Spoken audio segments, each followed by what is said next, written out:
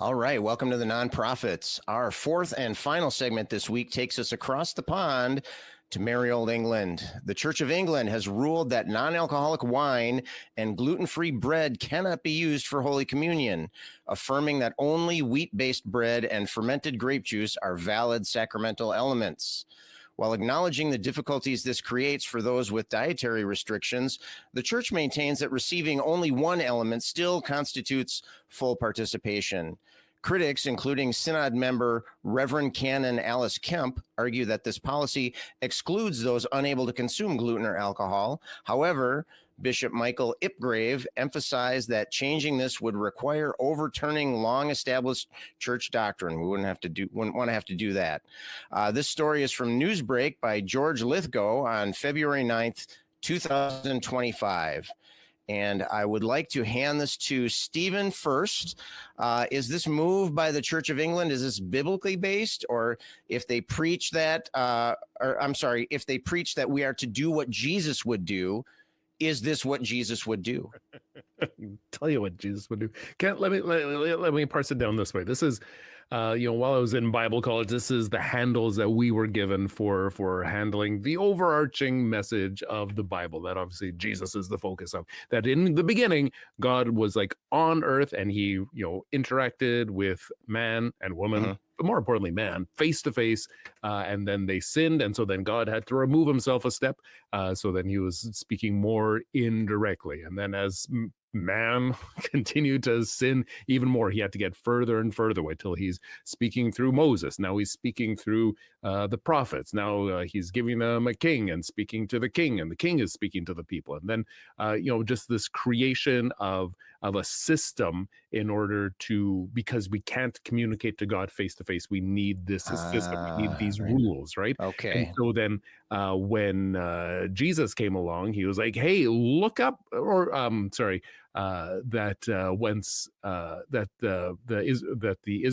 Israelite people were so concerned about breaking any of these rules and facing expulsion from the land that they put an extra layer of rules around the rules to prevent anyone from ever coming close to breaking the rules and displeasing God. And that was displeasing God. And he came down and said, hey, listen up, you fuckers.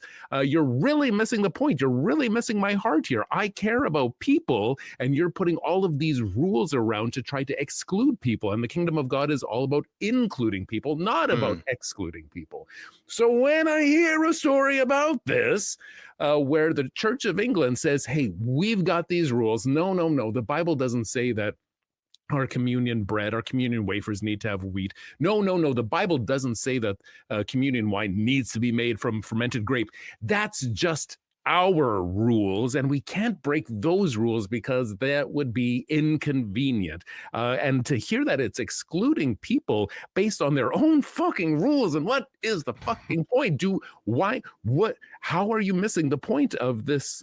Like, it's so clearly, like, Jesus is, you're calling out the Israelites for this idea that, oh no, I'm not going to support my parents, because what I would have given to support my parents, I'm actually going to give to God, and that's what God wants. And Jesus is clearly calling them out for placing these rules of man above the rules of God. And I don't understand how the Church of England could be missing the point so massively.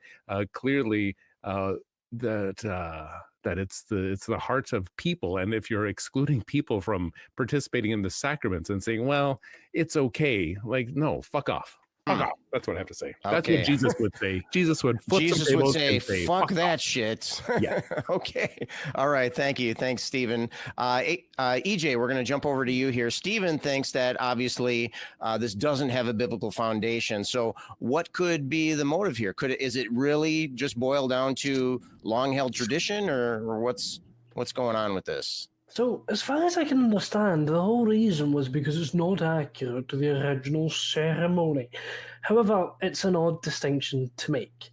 Since the wine is only a representation to the COE, Church of England, much or unlike how the Catholic Church believes in transubstantiation, in which they believe it's actually turning into the body and blood of Jesus, which is very disturbing now that I've thought about it after being a Catholic.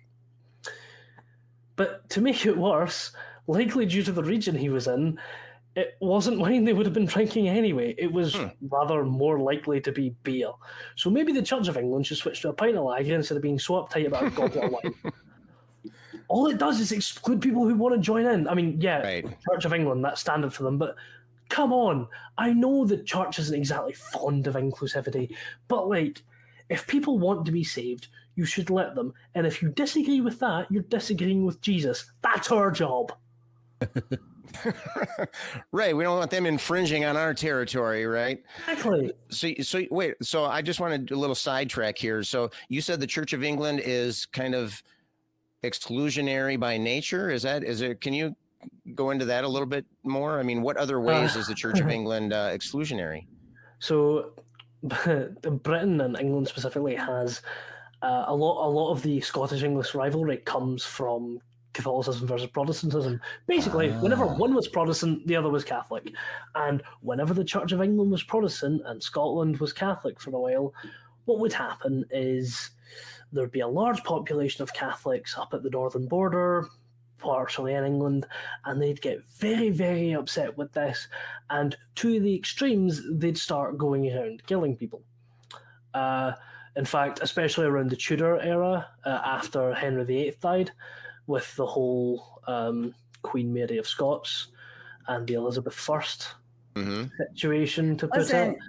Like Henry just wanted to get his rocks off, man. Well, the man knew what he wanted, right? That's his life goals, right? Just to drink wine. Well, no, sorry.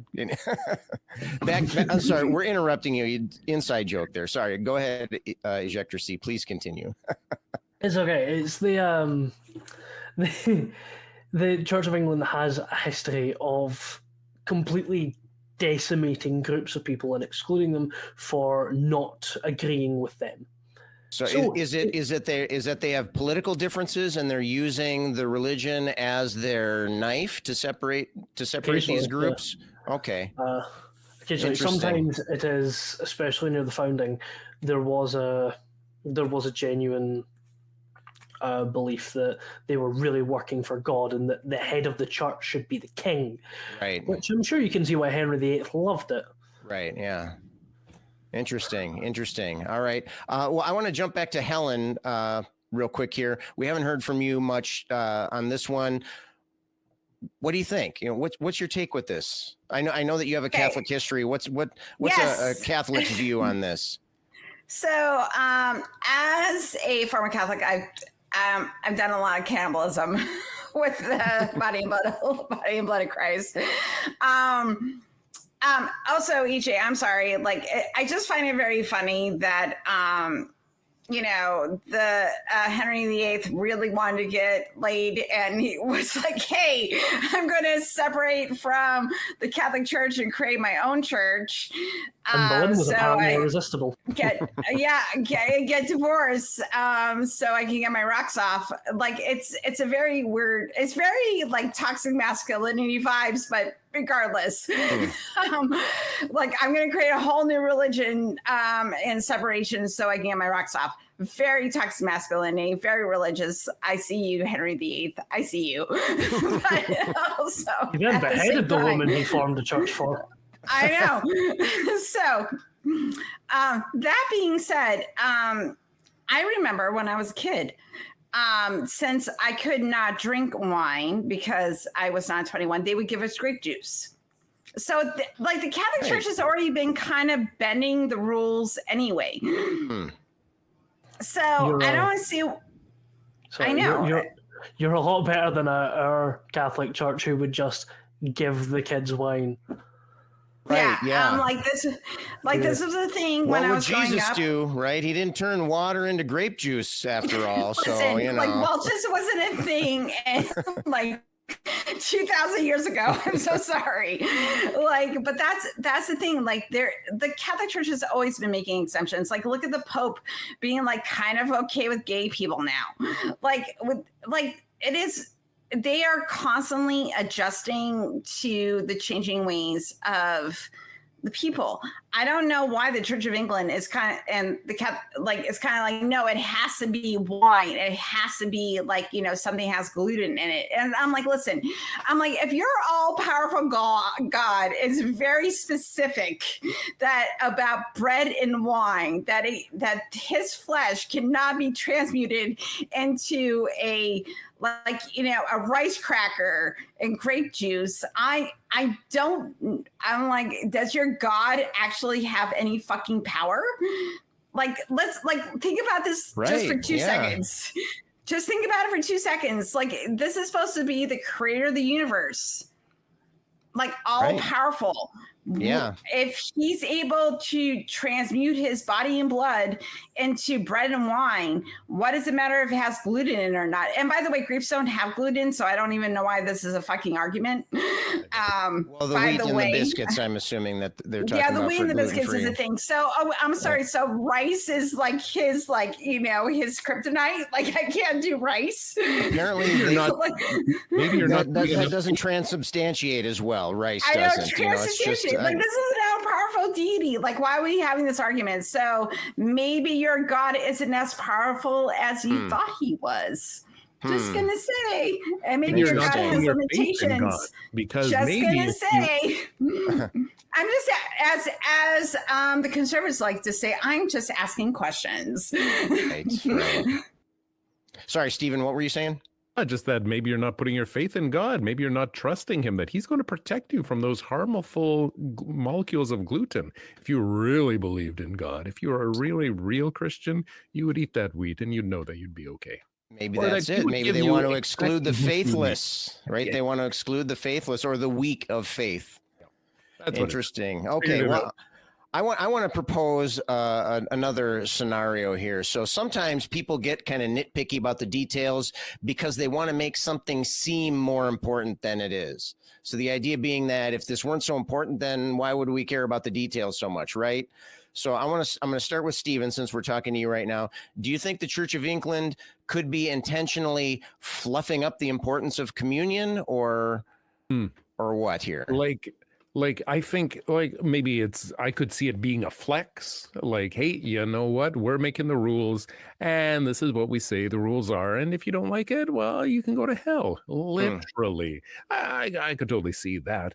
To that, and like that idea of like not backsliding, what's the quote from the Crucible when that all theology is a fortress and no fault can be viewed as minor. Like, everything has to be important. So we are not going to give on this small detail, because there are no small details in God's eyes. Right. How about you, EJ? What do you think about that? Do you think that they could be focusing on these details because they want to make it seem important, or could it be because, as Stephen suggested, maybe all things are important? There's nothing below that's not worthy of 100% attention and that kind of thing, or do you think it's something else? I have a feeling this is a bit of an internal church pissing match, and that this is the result of two people who are quite high up in the church really bickering about it. However, I would be very, very curious to see if King Charles, the current King of England, or King of Britain, unfortunately, and head of the church, would intervene to say, no, let's allow gluten, since he has the power to do that. Right. He also weirdly has a car that runs on leftover wine, so I'm sure he'd be all for it.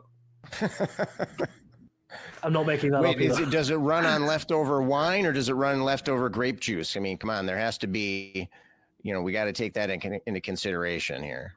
If grape juice is combustible, possibly. As grape juice, I'd have to test that one. Well, it's got sugar. I don't know. Maybe. Who knows? Who knows what? All right. I want to let's jump back to Helen here. I want to in the article they said, and I quote, "The guidance states that the bread must be made with wheat flour and the wine must be fermented grape juice to be consecrated."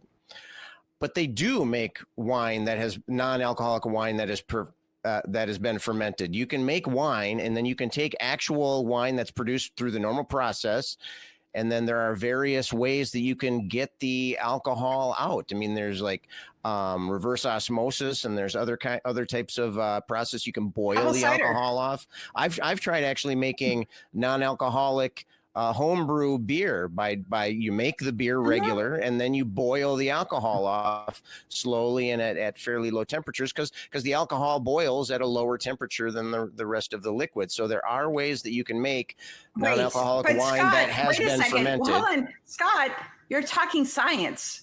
You can't talk science when you're talking about religion. That's true. That's true. That's true. However, science being a gift from the Almighty, of course, and Sorry. but we can make non-alcoholic wine. And I even found a company, and this was over a year ago that I saw this. I found a company that in Spain that can make. They've perfected a process of making gluten-free wheat flour.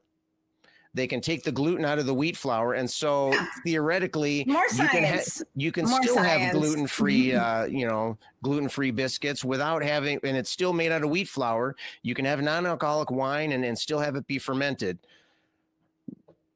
If these options are not acceptable, then what's the deal? What I mean, what's going on with that? It's almost like people that have power want to control certain things in certain groups of who gets access to those positions of power. Weird. Interesting. Because I'm detecting a theme kind of throughout all of the it's kind of a things. theme. It's kind of a theme. Nietzsche was a nutburger, but one of the things he did point out, I'm not like a huge fan of Nietzsche, but one of the things he did point out is that the priests and the people that is keeping you from like becoming an individual and having your own enlightenment and your own mind is this fact that you will get access to this divine power. If you start gatekeeping over like little things over gluten, you're not part of the super special club. And which also kind of goes against their whole idea of like, let's say you have an alcohol addiction. You can't consume alcoholic wine if you have a alcoholic addiction. Right. So are you going to tell those people, I'm sorry, you don't get to maybe they're partake. not worthy then. Maybe they're not the worthy fact of it because that they're broken in that particular way, maybe that renders them unworthy. And doesn't that kind of speak to the insidiousness of religion? That only super special people in super special groups and you're following certain lines get to participate in certain rituals. And maybe we should be looking at this particular story, not so much about like gluten versus non-gluten versus like power structures and how power structures kind of hold the masses in certain levels rather than all being part of humanity. And if you are allowed to, if you want to participate in a particular faith, maybe the faith should accommodate the person rather than the person accommodating the faith. Well, that would not. God does not about that kind of stuff at all. God's all about obedience, strict obedience, strict adherence. I mean, that would be totally against the whole thing. I mean, then dogs and cats living together would be mass hysteria. I'm going to point out, though, I'm just going to ask a question. Okay. Was God concerned about gluten 2,000 years ago? Just saying. Was he concerned when Peter established the Catholic Church? Was there a concern about gluten? I'm just asking questions. Right.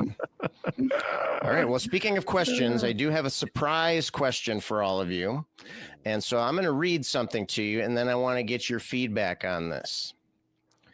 This is on the churchofengland.org website. So this is the official Church of England website. And this is a press release that came out the day after the article we just have been discussing. And I'm going to apologize in advance. I'm kind of throwing all of you under the bus here. Thanks. But I'm also throwing myself under the bus as well. Here's the press release. No, we're not banning gluten-free bread or non-alcoholic communion wine. Contrary to recent reports following a question asked by a General Synod member, The Church of England is not banning gluten-free wafers nor non-alcoholic wine at communion. Church of England churches across the country routinely offer gluten-free bread or non-alcoholic wine at Holy Communion.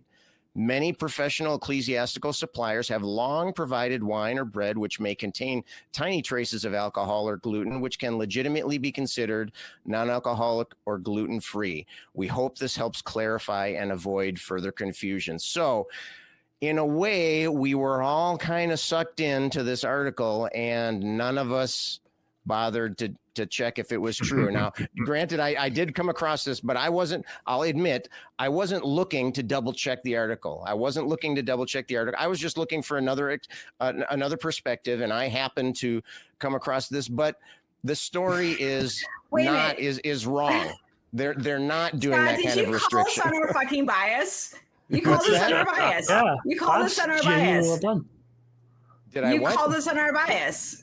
Like, good for you. You called exactly. us on our bias. I called all of us, myself included, on our bias. Yeah, and I think that's great. I think that's really great that you called us on a bias, because those of us that are in the space, the spice must flow. Anyway, it's all about the spice. It's all about the spice. That are in the space that we automatically see articles like this, and we automatically go like, well, like religion is fucked. And they're obviously trying to, pull one over the eyes, but you made a very legitimate point that you yourself are like, well, maybe I'll just do a little bit more digging, which the rest of us did not. And you pointed out, it's like, oh, I was wrong about this. So I think so kudos on you for pointing out that we all have biases. Thanks. I appreciate that. It's hard to call yourself out on that kind of thing. Stephen, what do you think about that?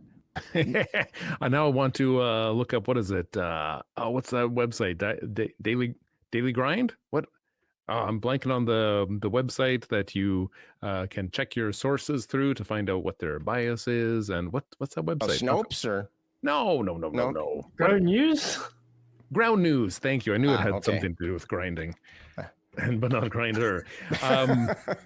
Yeah, that's. I want to double check. Run through there and see where this information came from. It's true. Yeah. I saw it and I was just pissed off about it because it just feels right. It has that ring of truth about it, right? It does. At least from my limited perspective, that seems like something, because there's historical precedence for it. EGA, what do you think? I'll give you the last word on this. So well done on calling us out our biases, because I did not blink like, oh, the Church of England is doing this incredibly stupid bias thing. I just kind of went, well, I've tracks with our history, and also it's a good lesson on like checking sources beforehand. Definitely. I'm going to be 100% honest. I put like a fair bit of research into the other ones. When I saw this one, I just kind of went, yeah, seems like something. It's super easy, isn't it? It was super easy. I shouldn't have done. Yeah. And I'm dunk. Yep. No, I think it's a perfect example that we need to check ourselves, right? And I'll admit this to you. Last night I was talking to one of our producers, and you can probably guess who it is based of what they said. I asked them, so I told them, look, I just found this in my research that this whole story is just BS. Do you think I should tell the others, or do you think I should string them along and then tell them at the end? And they said, totally string them along and tell them at the end. So you can probably figure out which producer I'm talking about right there. I totally know who it was. Yeah, I totally know. I also want to ask all of our viewers, if you found yourself going along with the flow of this, thinking, this is a ridiculous thing. It's a good reminder that we all need to check ourselves. We all need to check in with ourselves. We need to double check our sources, especially in these days of misinformation. EJ, did you have a last thing you wanted to say? I thought you saw a hand up there. Yeah, if I may. This is a very good example of, don't use us as a jumping off point, because we will get stuff wrong. And if you are a bit like me and you occasionally watch videos halfway through, guaranteed if I was watching this and not starring it, I would have heard that, tuned out, and then got to forgot this part. So Exactly. it's very good to, even when you see it from what you think is a trusted source, even if it's us, go and check it. We get stuff wrong. We're human, Yeah. and we are mostly self-admitting idiots. Yep. People make mistakes. And if people, and to the people that wrote the article too, they should have updated that. I mean, it's on them too. We're all, it's all part of this information transition, this information highway thing here. We all need to police it. Helen, go ahead, take the last word, and then we'll wrap things up. As someone that knew this wasn't true, I pointed out in the beginning that like we were giving grape juice, like you do not have to consume like actual wine. Mm-hmm. I'm also going to check myself that I was like, yeah, this seems like perfectly legitimate, even though I knew it wasn't true. So my own bias kind of kicked me in the ass. So I will admit that. I am so sorry, our wonderful audience. That's making mistakes is human. We got to learn from our mistakes and be better next time. So speaking of next time, if any of you want to watch us be better than we were this time, next time, you can click on one of these links and we'll promise we'll try harder.